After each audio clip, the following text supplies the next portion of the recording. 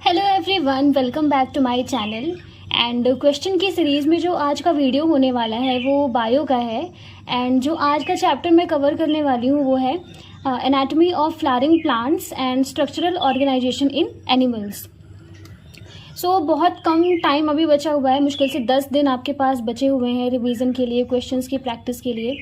सो जितनी ज़्यादा से ज़्यादा क्वेश्चंस आप सॉल्व कर पाएँ उतनी ज़्यादा से ज़्यादा प्रैक्टिस करिए, मॉक टेस्ट सॉल्व करिए और भी जितना रिवीजन आप कर सकते हैं वो करिए, क्योंकि लास्ट टाइम पे यही काम देता है। एंड तो आज का जो वीडियो है वो बायो का है। एंड जो मैंने पहले भी लेक्चर किए हैं, अगर आपने वो नहीं देखा है तो वो देख लीजिएगा। तो वीडियो स्टार्ट करते हैं क्वेश्चंस का। पहला क्वेश्चन है, plant anatomy deals with the study of. जो प्लांट एनाटॉमी होती है वो किसकी स्टडी होती है? ऑप्शन है external structure of plant, b है external function of plant, c है इंटरनल स्ट्रक्चर ऑफ प्लांट्स और डी है ऑल ऑफ दीज। जो प्लांट एनाटॉमी होती है, मतलब आपने इसके पहले मॉर्फोलॉजी पढ़ा था, तो जो प्लांट मॉर्फोलॉजी होती है वो प्लांट के एक्सटर्नल स्ट्रक्चर को स्टडी करती है, लेकिन जो प्लांट एनाटॉमी होती है वो प्लांट के इंटरनल स्ट्रक्चर को स्टडी करती है। सो ऑप्शन सी करेक्ट है आपका इसमें। दूसरा क्वेश्चन है, basic unit of plant structure is. जो प्लांट स्ट्रक्चर होता है उसकी बेसिक यूनिट क्या होती है? ऑप्शन ए है टिश्यू, बी है सेल, सी है ऑर्गन्स और डी है ऑल ऑफ दीज। तो जो बेसिक यूनिट होती है लाइफ की वो होती है सेल, सेल से उसके बाद टिश्यू बनते हैं और टिश्यू से ऑर्गन, देन ऑर्गन सिस्टम। सो जो बेसिक यूनिट होती है लाइफ की प्लांट स्ट्रक्चर की वो होती है सेल, ऑप्शन बी। तीसरा क्वेश्चन है, meristematic tissue are made up of cells. जो मेरिस्टेमेटिक टिश्यू होती हैं वो किस टाइप के सेल से बने होते हैं?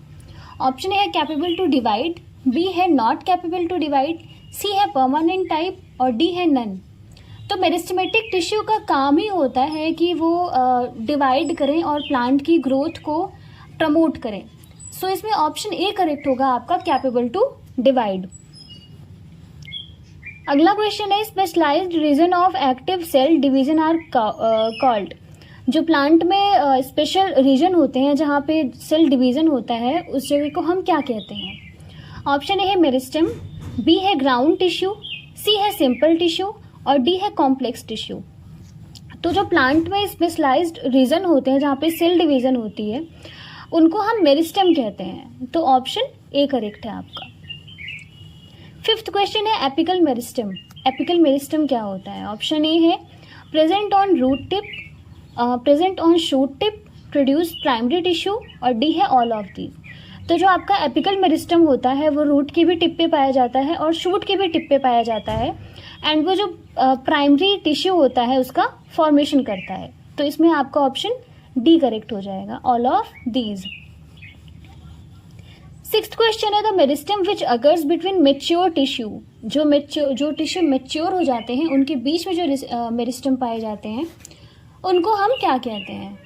ऑप्शन ए है एपिकल मेरिस्टेम, बी है इंटरकैलरी, सी है सेकेंडरी और डी है नन ऑफ दीज। तो जो मेच्योर टिश्यू होते हैं उनके बीच में जो मेरिस्टेम पाए जाते हैं उनको हम इंटरकैलरी मेरिस्टेम कहते हैं। तो ऑप्शन बी करेक्ट होगा। अगला है, the parts of grass removed by herbivorous are regenerated by. जो हर्बीवोरस प्लांट के जो हर्बीवोरस होते हैं वो जो प्लांट के पार्ट को खा लेते हैं तो वो वापस रीजनरेट होता है, वो किस मेरिस्टेम से होता है? ऑप्शन ए है एपिकल मेरिस्टेम, बी है इंटरकैलरी, सी है सेकेंडरी और डी है नन। तो इसमें भी जो आपका मेरिस्टेम होता है वो इंटरकैलरी होता है, जो कि मेच्योर टिश्यू के बीच में पाया जाता है और वो रीजनरेशन का काम करवाता है। तो ऑप्शन बी करेक्ट हो जाएगा। एट्थ क्वेश्चन है, which of the following is not a primary meristem. इसमें से कौन सा प्राइमरी मेरिस्टेम नहीं है? ऑप्शन ए है एपिकल मेरिस्टेम, बी है इंटरकैलरी, सी है लेटरल और डी है ऑल आर प्राइमरी। तो एपिकल मेरिस्टेम और इंटरकैलरी मेरिस्टेम आपका प्राइमरी होता है, लेकिन जो लेटरल मेरिस्टेम होता है वो सेकेंडरी होता है। तो ऑप्शन सी करेक्ट है। अगले क्वेश्चन की बात करते हैं, सेकेंडरी मेरिस्टेम आर। ऑप्शन ए है कॉमा शेप्ड, बी है सिलिंड्रिकल, सी है स्क्वायर शेप्ड और डी है डम्बल शेप्ड। तो जो सेकेंडरी मेरिस्टेम आपका होता है वो सिलेंड्रिकल शेप्ड का होता है, तो ऑप्शन बी करेक्ट है। Cells of which tissue do not divide further. Option ए है प्राइमरी मेरिस्टम, बी है परमानेंट टिश्यू, सी है इंटरकैलरी मेरिस्टम और डी है लेटरल मेरिस्टम। मतलब इनमें से ऐसा कौन सा मेरिस्टम है जिनमें जो सेल्स होती हैं, जो टिश्यू पाए जाते हैं, वो फर्दर डिवाइड नहीं होते हैं। तो ऑप्शन में भी मतलब पता तो चल रहा है, जैसे परमानेंट टिश्यू दिया गया, परमानेंट का मतलब होता है कि अब जिसका डिवीज़न हो चुका है अब आगे वो डिवाइड नहीं करेगा। सो परमानेंट टिश्यू होता है जिसका फर्दर डिवाइड नहीं करता है, तो ऑप्शन बी करेक्ट हो जाएगा। अगला क्वेश्चन है simple tissue are. Simple tissue क्या होते हैं? ऑप्शन ए है meristem having all cells different in structure and function, B है similar in structure and function, C है permanent tissue having all cells similar in structure and function, और चौथा है permanent tissue having all cells different in structure and function. तो जो simple tissue होते हैं वो परमानेंट टिश्यू होते हैं जो सिमिलर होते हैं स्ट्रक्चर में, और जो उनका फंक्शन होता है वो भी सेम होता है, तो ऑप्शन सी करेक्ट हो जाएगा। अगला क्वेश्चन है कॉम्प्लेक्स टिश्यू। कॉम्प्लेक्स टिश्यू क्या होते हैं? और आपके ऑप्शन सारे सेम है, बट जो सिंपल टिश्यू होते हैं उनका वो परमानेंट टिश्यू होते हैं जिनका स्ट्रक्चर और फंक्शन सिमिलर होता है, लेकिन जो कॉम्प्लेक्स टिश्यू होते हैं वो भी परमानेंट टिश्यू ही होते हैं, लेकिन जो उनका स्ट्रक्चर और फंक्शन होता है वो डिफरेंट होता है। तो ये डिफरेंस होता है सिंपल और कॉम्प्लेक्स टिश्यू में। अगला क्वेश्चन है simple tissue are made up of. Option ए है 1 टाइप ऑफ सेल, बी है 2 टाइप ऑफ सेल, सी है 3 टाइप ऑफ सेल और डी है मेनी टाइप ऑफ सेल। जो सिंपल टिश्यू होता है वो एक टाइप के सेल से बना होता है, यानी कि आपका ऑप्शन ए करेक्ट हो जाएगा। 14th क्वेश्चन है which of the following is not a simple tissue. इनमें से कौन सा सिंपल टिश्यू नहीं है? ऑप्शन ए है पेरेन्काइमा, कोलेनकाइमा, स्क्लेरेनकाइमा और फ्लोएम। तो आपका पेरेन्काइमा, कोलेनकाइमा और स्क्लेरेनकाइमा जो होता है वो सिंपल टिश्यू होता है, लेकिन जो जाइलम और फ्लोएम होता है वो कॉम्प्लेक्स टिश्यू होते हैं। तो इसमें आपका ऑप्शन डी करेक्ट हो जाएगा, यानी कि फ्लोएम। 15th क्वेश्चन है which of the following simple tissue form major component within plant organs.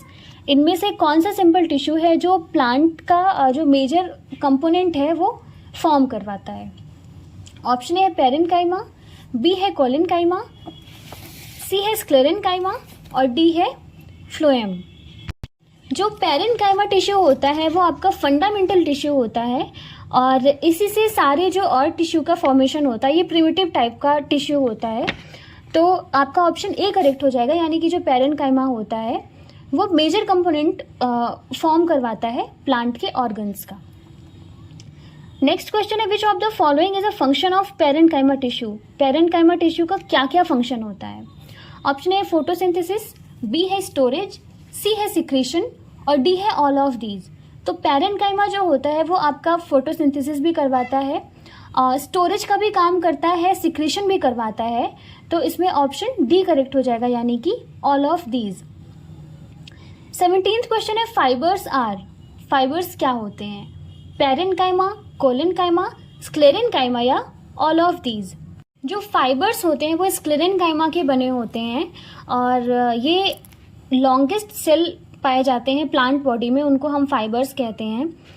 तो इसमें आपका ऑप्शन सी करेक्ट हो जाएगा, sclerenchyma. 18th question is sclereids are found in pulp of. जो स्क्लेरेट्स होते हैं वो किसके पल्प में पाए जाते हैं? ऑप्शन ए है ग्वावा, बी है पियर, सी है सपोटा और डी है ऑल। जो स्क्लेरेट्स होते हैं वो भी एक टाइप के स्क्लेरेनकाइमा होते हैं और जो स्क्लेरेट पाया जाता है वो ग्वावा के पल्प में पाया जाता है। ग्वावा के साथ साथ ये पियर और सपोटा के भी पल्प में पाया जाता है। तो इसमें ऑप्शन आपका 4th करेक्ट हो जाएगा, यानी कि ऑल। 19th क्वेश्चन है फंक्शन ऑफ स्क्लेरेनकाइमा इज। जो स्क्लेरेनकाइमा होता है उसका मेन फंक्शन क्या होता है? ऑप्शन ए है फोटोसिंथेसिस, बी है मैकेनिकल सपोर्ट टू ऑर्गन्स, सी है स्टोरेज और डी है ऑल ऑफ दीज। तो जो स्क्लेरेनकाइमा होता है उसका मेन फंक्शन क्या होता है? जो आपका प्लांट है वो जो ऑर्गन्स हैं उनको सपोर्ट प्रोवाइड करना। फोटोसिंथेसिस और स्टोरेज वगैरह का काम तो पेरेन्काइमा और कोलेनकाइमा करते हैं, बट जो मेनली मैकेनिकल सपोर्ट का काम होता है वो स्क्लेरेनकाइमा करता है। सो ऑप्शन बी करेक्ट हो जाएगा। 28th क्वेश्चन है फंक्शन ऑफ जाइलम। जो जाइलम होता है उसका फंक्शन क्या होता है?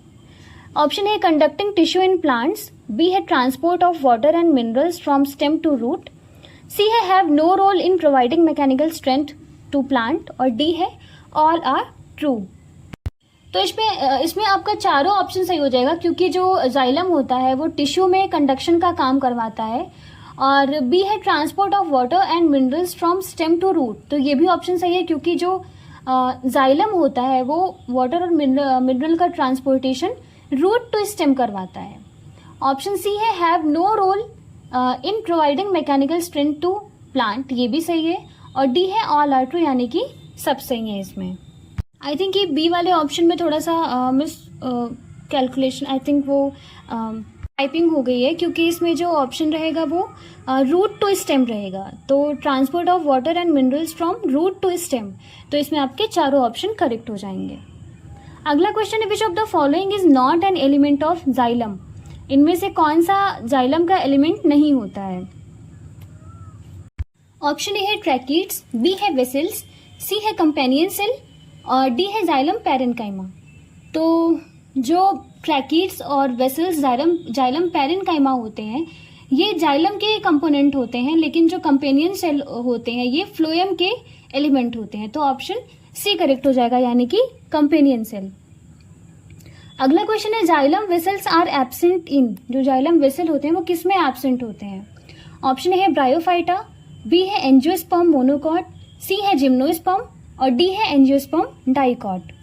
तो जो ज़्यादातर जिम्नोस्पर्म होते हैं उनमें जाइलम वेसल्स नहीं पाई जाती हैं, तो ऑप्शन सी करेक्ट हो जाएगा, यानी कि जिम्नोस्पर्म। नेक्स्ट क्वेश्चन है वेसल्स आर। ऑप्शन ए है cylindrical tube like structure without protoplasm, B है made up of various vessel members, C है walls are lignified with large central cavity, और डी है ऑल ऑफ दीज। जो vessels होते हैं वो जाइलम का एलिमेंट होते हैं, और ये डेड होते हैं, डेड एलिमेंट होते हैं। तो ये सिलेंड्रिकल स्ट्रक्चर होते हैं इसका, और प्रोटोप्लाज्म नहीं होता है क्योंकि ये डेड होते हैं, और ये वेरियस टाइप के वेसल मेंबर से भी बने होते हैं। जो इनकी वॉल्स होती हैं वो लिग्निफाइड होती हैं, और जो सेंट्रल कैविटी होती है वो लार्ज होती है। तो इसमें ऑप्शन डी करेक्ट हो जाएगा, यानी कि ऑल ऑफ दीज। अगला क्वेश्चन है फ्लोएम। फ्लोएम का जो काम होता है वो क्या होता है? ए है transport food from leaf to root only, B है transport food from root to leaf only, C है transport food from leaf to other parts, और डी है नन ऑफ दीज। तो फ्लोएम का मेन काम क्या होता है? जो फूड का फॉर्मेशन होता है प्लांट बॉडी में वो लीफ से, यानी कि लीफ में फूड का फॉर्मेशन होता है, तो लीफ से जो प्लांट के अदर पार्ट्स तक पहुंचाना, ट्रांसपोर्ट करवाना, ये फ्लोएम का काम होता है। तो ऑप्शन सी करेक्ट हो जाएगा, यानी कि transport food from leaf to other plants. 24th question है albuminous cells and sieve cells are present in. जो एल्बुमिनस सेल्स और सीव सेल्स होती हैं वो किन में प्रेजेंट होती हैं? ऑप्शन ए है मोनोकोटिलिडॉन्स, बी है डाइकोटिलिडॉन्स, सी है जिम्नोस्पर्म, और डी है ऑल ऑफ दीज। तो जो एल्बुमिनस सेल और सीव सेल होती हैं वो प्रेजेंट होती हैं जिम्नोस्पर्म में। सो ऑप्शन सी करेक्ट हो जाएगा, यानी कि जिम्नोस्पर्म। अगला क्वेश्चन है companion cells and sieve tubes are absent इन।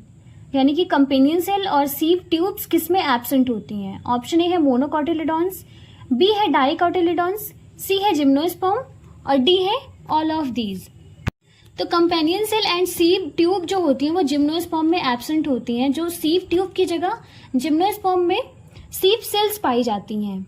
तो इसमें आपका ऑप्शन सी करेक्ट हो जाएगा, यानी कि जिम्नोस्पर्म।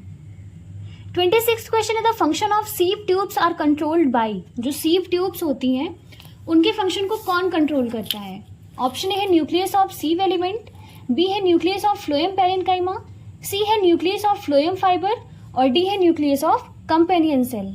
क्योंकि जो सीव ट्यूब्स होती हैं उनमें न्यूक्लियस नहीं होते हैं, वो इन्यूक्लिएटेड होते हैं, तो उनका जो फंक्शन होता है वो कंपेनियन सेल की न्यूक्लियस कंट्रोल करते हैं। तो इसमें आपका ऑप्शन डी करेक्ट हो जाएगा, न्यूक्लियस ऑफ कंपेनियन सेल। बढ़ते हैं अगले क्वेश्चन पे। Function of companion cell is 2। Option है maintain pressure gradient in sieve tubes, b है mechanical support to plant, c है फोटोसिंथेसिस, और डी है स्टोरेज एंड सिक्रीशन। तो कंपेनियन सेल का क्या काम होता है, वो जो सीव ट्यूब के जो फंक्शन होते हैं उनको कंट्रोल करता है और उसमें प्रेशर ग्रेडियंट मेंटेन करता है। तो ऑप्शन ए करेक्ट हो जाएगा। नेक्स्ट है क्यूटिकल एजा। क्यूटिकल क्या होता है? Option A thick layer made up of wax on stem, B है thin layer made up of wax on stem, C है thick layer made up of wax on root, और D है all of these. तो cuticle क्या होते हैं? जो stem होते हैं, थिक लेयर होते हैं मेड अप ऑफ वैक्स के बने हुए होते हैं, और स्टेम पे वो एक थिक लेयर का फॉर्मेशन करते हैं। तो ऑप्शन ए करेक्ट हो जाएगा। अगला है फंक्शन ऑफ क्यूटिकल। क्यूटिकल का फंक्शन क्या होता है प्लांट्स में? ऑप्शन ए फोटोसिंथेसिस, बी है स्टोरेज, सी है मैकेनिकल सपोर्ट टू प्लांट, और डी है प्रिवेंट लॉस ऑफ वाटर।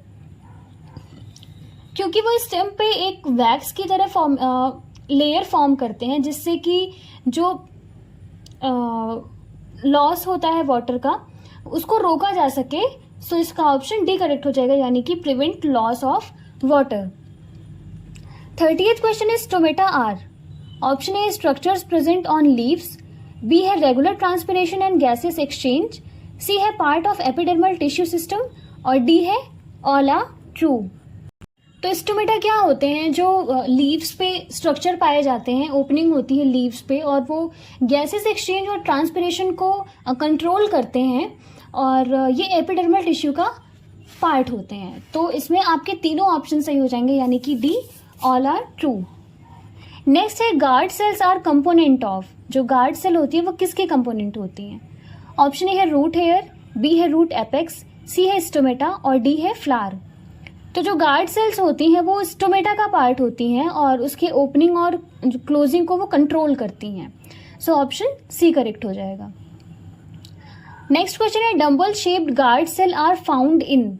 जो स्टोमेटा में गार्ड सेल्स पाई जाती हैं वो उसका शेप क्या होता है? मतलब डम्बल शेप, जो डम्बल शेप होती है वो किस में पाई जाती है गार्ड सेल? ऑप्शन ए है एप्पल, बी है पाइन एप्पल, सी है ग्रास, और डी है पोटैटो। तो जो डम्बल शेप की गार्ड सेल्स पाई जाती हैं वो मोनोकॉट प्लांट में पाई जाती हैं, और इन चारों ऑप्शन में से जो मोनोकॉट है वो ग्रास है। तो इसमें से सी ऑप्शन करेक्ट हो जाएगा। अगला क्वेश्चन है रूट हेयर्स, और ऑप्शन ए है multi cellular elongation of epidermal cells, B है absorb water and minerals from soil, C है present on roots and stems, और डी है ऑल आर ट्रू। तो जो रूट हेयर्स होते हैं वो यूनिसेलुलर होते हैं, और इसमें ऑप्शन ये दिया गया मल्टी सेलुलर नहीं, वो यूनिसेलुलर होते हैं। ऑप्शन बी है absorb water and minerals from soil. ये ऑप्शन सही है कि वो वाटर एंड मिनरल के एब्जॉर्प्शन में हेल्प करते हैं। और सी है present on roots and stem. तो नहीं, वो सिर्फ जो रूट हेयर होते हैं वो सिर्फ रूट्स में पाए जाते हैं। और ऑप्शन डी है ऑल आर ट्रू। नहीं, इसमें सिर्फ ऑप्शन बी करेक्ट है आपका, यानी कि absorb water and minerals from soil. अगला क्वेश्चन है मेसोफिल आर, और ऑप्शन ए है प्रेजेंट इन लीव्स, बी है थिन वॉल्ड क्लोरोप्लास्ट कंटेनिंग, सी है इज अ ग्राउंड टिश्यू, और डी है ऑल ऑफ दीज। तो जो मेसोफिल होते हैं वो लीव्स में पाए जाते हैं जहाँ पे फोटोसिंथेसिस होते हैं। ये थिन वॉल्ड होते हैं जिसमें क्लोरोप्लास्ट पाया जाता है, और ये ग्राउंड टिश्यू का कंपोनेंट होते हैं। सो इसमें ऑप्शन डी करेक्ट है, यानी कि ऑल ऑफ दीज। अगला क्वेश्चन है cambium between xylem and phloem is present in. जो कैम्बियम होता है जाइलम और फ्लोएम में, वो किस में पाया जाता है? ऑप्शन है डाइकॉट रूट, बी है डाइकॉट स्टेम, सी है मोनोकॉट स्टेम, और डी है मोनोकॉट रूट। तो कैम्बियम का मेन फंक्शन क्या होता है? जो सेकेंडरी ग्रोथ होती है उसको प्रमोट करना, उसमें हेल्प करना। तो सेकेंडरी ग्रोथ इसमें मेनली किस में होती है? डाइकॉट स्टेम में। तो इसमें आपका ऑप्शन बी करेक्ट हो जाएगा, यानी कि जो कैम्बियम पाया जाता है वो डाइकॉट स्टेम में पाया जाता है। देन अगला क्वेश्चन है क्लोज्ड वैस्कुलर बंडल्स आर। जो क्लोज्ड वैस्कुलर बंडल होते हैं वो इनमें से क्या होते हैं? Option A present in monocotyledons, B है नो कैम्बियम प्रेजेंट, सी है no formation of secondary tissue, और डी है ऑल आर ट्रू। तो क्लोज्ड वैस्कुलर बंडल क्या होते हैं? जिनमें कैम्बियम नहीं प्रेजेंट होता है। जिनमें कैम्बियम प्रेजेंट होता है उसको हम ओपन वैस्कुलर बंडल कहते हैं। और ये यानी कि जो कैम्बियम होते हैं वो सेकेंडरी ग्रोथ को प्रमोट करते हैं, तो जो मोनोकॉट होते हैं उनमें मेनली सेकेंडरी ग्रोथ नहीं होती है। तो यानी कि क्लोज्ड वैस्कुलर बंडल जो पाए जाते हैं वो मोनोकॉट प्लांट में पाए जाते हैं। और सी ऑप्शन है no formation of secondary tissue, इनमें सेकेंडरी टिश्यू का फॉर्मेशन भी नहीं होता है। तो इसमें आपका ऑप्शन डी करेक्ट हो जाएगा, यानी कि all are true. Next question है casparian strips are present in. Option ए है रूट्स, बी है स्टेम, सी है लीव्स और डी है ऑल। तो आपका जो कैस्पेरियन स्ट्रिप्स होती हैं वो रूट्स में पाई जाती हैं, यानी कि ऑप्शन ए करेक्ट है। अगला क्वेश्चन है secondary growth takes place in. Secondary growth इनमें से किस में पाई जाती है? Option A only monocotyledons root, B है ओनली डाइकॉटिलिडॉन्स रूट, सी है बोथ 1 and 2 और डी है ऑल आर ट्रू। तो आपका जो सेकेंडरी ग्रोथ होता है वो डाइकॉट प्लांट्स में, यानी कि जो डाइकॉट रूट होती है सिर्फ उनमें पाया जाता है, यानी कि इसमें आपका ऑप्शन बी करेक्ट होगा। अगला है dicot stem have vascular bundle. Dicot stem में किस टाइप का वैस्कुलर बंडल पाया जाता है? ऑप्शन ए है रेडियल ओपन एक्सार्च्ड, बी है कंजॉइंट क्लोज्ड एक्सार्च, सी है कंजॉइंट ओपन एंडार्च और डी है रेडियल क्लोज्ड एंडार्च। तो जो डाइकॉट स्टेम होते हैं, डाइकॉट का मतलब उसमें सेकेंडरी जो टिश्यू होते हैं वो पाए जाते हैं, सेकेंडरी ग्रोथ होती है, यानी कि उसमें कैम्बियम पाया जाता है। तो कैम्बियम पाया जाता है उस टाइप के वैस्कुलर बंडल को हम ओपन टाइप का कहते हैं। तो ओपन आपका दो ऑप्शन में दिया गया है, फर्स्ट एंड थर्ड।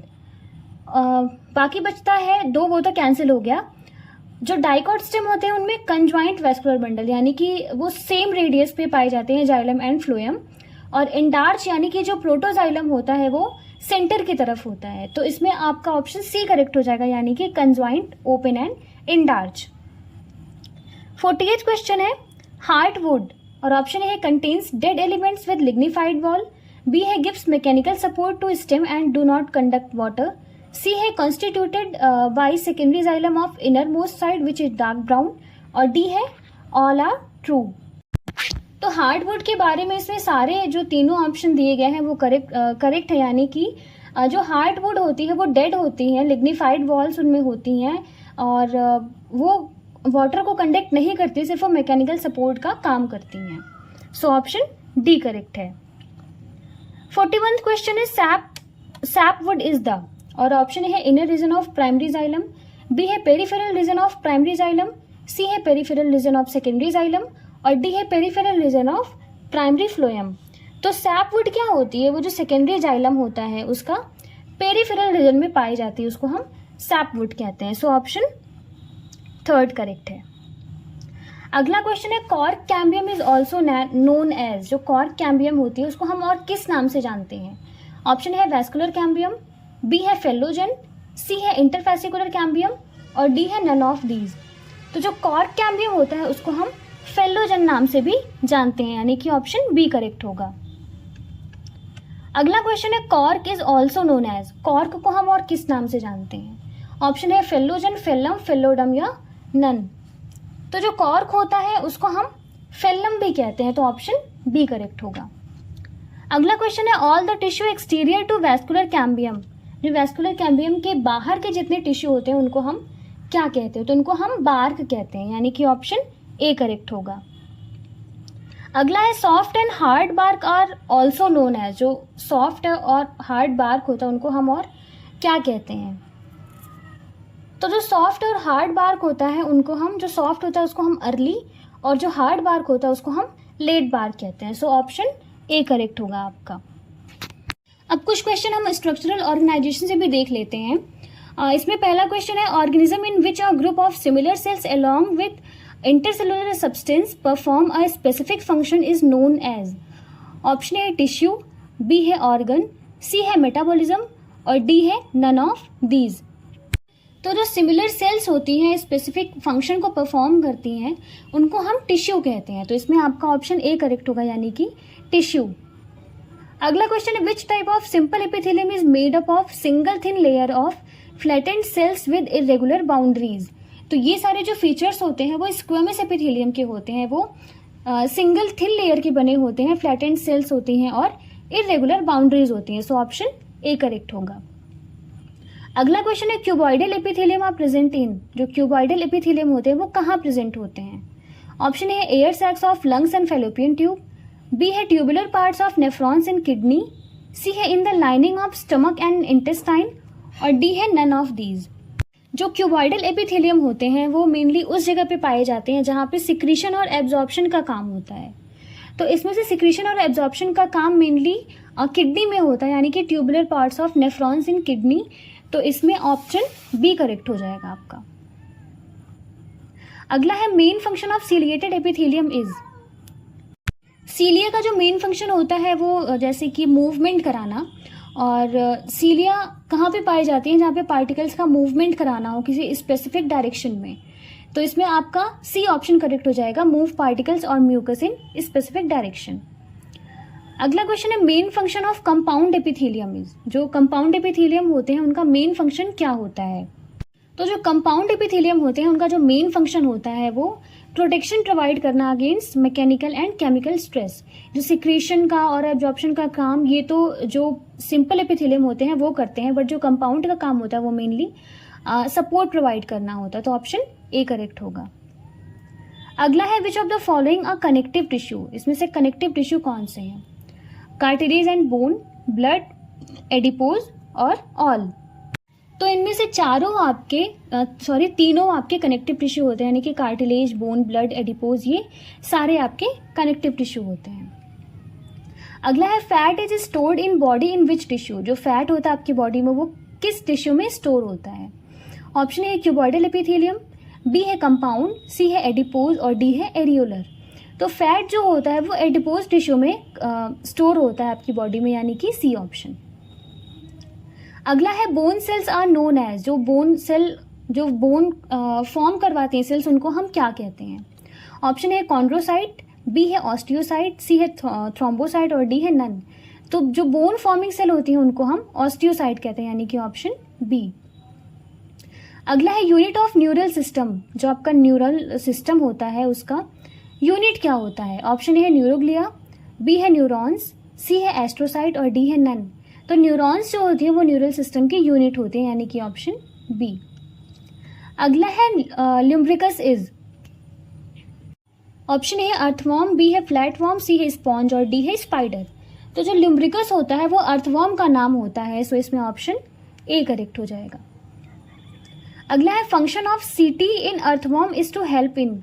अर्थवॉर्म में कुछ सीटी पाई जाती हैं, उनका क्या फंक्शन होता है? ऑप्शन है रिप्रोडक्शन, बी है एक्सक्रीशन, सी है लोकोमोशन और डी है बरोइंग इन सॉइल। जो सीटी होती है वो मेनली लोकोमोशन में हेल्प करती हैं, सो ऑप्शन सी करेक्ट होगा। अगला है excretory organ in Pheretima.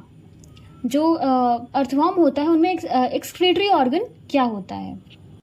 Earthworm में जो एक्सक्रीटरी ऑर्गन होता है वो मेनली होता है nephridia, so option A correct होगा। अगला है रेस्पिरेटरी एक्सचेंज इन फेरेटिमा अकर्स थ्रू। और रेस्पिरेशन जो अर्थवॉर्म होता है उनमें किसके थ्रू होता है? तो जो अर्थवॉर्म होते हैं उनकी बॉडी हमेशा मॉइस्ट होती है, और जो रेस्पिरेशन होता है वो मॉइस्ट बॉडी सरफेस से होता है, यानी कि ऑप्शन सी करेक्ट है। अगला है earthworms are known as friends of farmer. जो अर्थवॉर्म जो होते हैं उनको हम फार्मर के फ्रेंड कहते हैं। ऐसा हम क्यों कहते हैं? ऑप्शन ए है they make burrow in soil making it porous, B है this helps in respiration of roots, C है this helps in penetration of developing plant roots और डी है ऑल आर ट्रू। तो इसमें से आपके तीनों ऑप्शन करेक्ट हैं। जो अर्थवॉर्म होता है वो सॉइल को पोरस बनाता है जिससे कि रेस्पिरेशन हो सके। अगला है Rana टिग्रिना is the scientific name of. तो राना टिग्रिना जो साइंटिफिक नेम होता है वो होता है फ्रॉग का, सो ऑप्शन सी करेक्ट है। अगला है summer sleep and winter sleep of frog is known as. तो जो अनफेवरेबल कंडीशन होती है उससे बचने के लिए कुछ टर्म्स पाए जाते हैं फ्रॉग में, जैसे कि समर स्लीप और विंटर स्लीप, उसको हम क्या कहते हैं? तो जो समर स्लीप होती है उसको हम एस्टिवेशन कहते हैं, और जो विंटर स्लीप होती है उसको हम हाइबरनेशन कहते हैं, सो ऑप्शन डी करेक्ट है। अगला है in water respiratory organ of frog. जब फ्रॉग जैसे कि एम्फीबियन होता है वो वाटर में भी रहता है, लैंड पे भी रहता है, लेकिन जब वो वाटर में रहता है तो उसका रेस्पिरेटरी ऑर्गन क्या होता है? ऑप्शन ए है गिल्स, बी है लंग्स, सी है स्किन और डी है नन ऑफ दीज। तो वाटर में जो रेस्पिरेटरी ऑर्गन होता है फ्रॉग का वो होता है skin, so option C correct है। अगला है when frog lives on land respiratory organ of frog. तो जब जो फ्रॉग लैंड पे रहता है उसका respiratory organ buccal cavity, lungs, skin सारे होते हैं, सो इसमें आपका ऑप्शन डी करेक्ट होगा। अगला है फ्रॉग इज, ऑप्शन ए है अमोनियोटेलिक, बी है यूरियोटेलिक, सी है यूरिकोटेलिक और डी है नन ऑफ दीज। तो फ्रॉग जो होता है वो यूरिया रिलीज करता है, यानी कि वो यूरियोटेलिक होता है, सो ऑप्शन बी करेक्ट है। लास्ट क्वेश्चन है cloaca in male frog is a small medium chamber that is used to pass. जो क्लोआका पाया जाता है फ्रॉग में उसका मेन फंक्शन क्या होता है? Option A faecal matter only, B है यूरिन ओनली, सी है स्पर्म ओनली और डी है ऑल ऑफ दीज। तो जो क्लोआका होता है वो इन सारी चीज़ों को पास करने में हेल्प करता है, सो ऑप्शन डी करेक्ट होगा। तो आज की वीडियो वैसे ज़्यादा ही लंबी हो गई है, तो 2 चैप्टर्स आपके कंप्लीट हुए हैं, आप इनकी और क्वेश्चंस की प्रैक्टिस करिएगा। सो आज की वीडियो में इतना ही, मिलते हैं अगली वीडियो में। Okay bye.